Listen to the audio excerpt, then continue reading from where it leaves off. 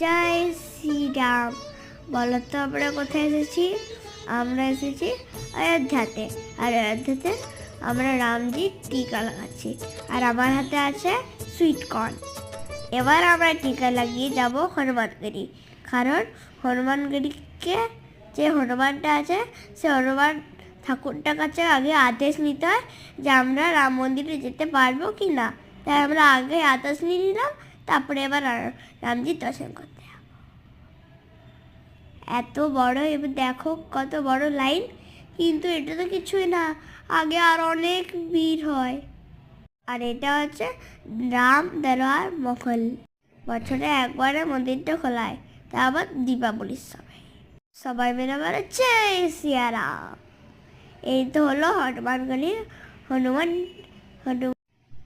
এটা হলো হনুমানজির মন্দির আর হনুমান।